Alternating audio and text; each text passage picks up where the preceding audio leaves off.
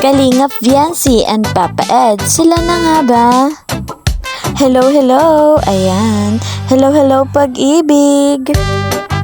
Kung bago po kayo sa channel ko, please po subscribe, like and share, and don't forget to click the notification bell para lagi po kayong updated sa mga videos ko.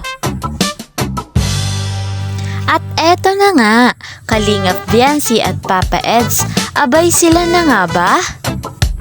May pasingsing kasi ang ating Papa Eds para kay Kalingap Viancy nung birthday ni Kalingap Viancy. Pag may singsing, 'di ba? Ibig sabihin pag-ibig. Ang pag-ibig ay kusang nararamdaman.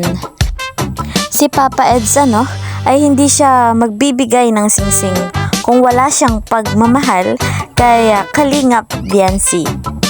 Hindi naman tatanggapin ni Kalingap Viancy ang singsing kung wala siyang pagmamahal kay Papa Eds, 'di ba?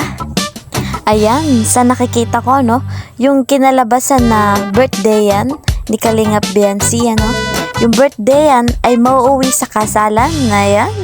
Pati ako na e-excite na sa kasalan, pero wala pa naman. Kasi 17 pa lang ni Kalingap Viancy at wala pang 18. At syempre, marami pang pangarap ang kanyang mga magulang. Kahit si Kalingap Viancy, marami din siyang pangarap para sa kanyang sarili, lalo na't para sa kanyang pamilya. At ang pagmamahal naman ay makakapaghintay. Si Papa Eds ay maghihintay. Banda-bandar yan ay kasala na. Charot lang, hindi pa po. Mabuhay kayo at magpakarami ay hindi pa po.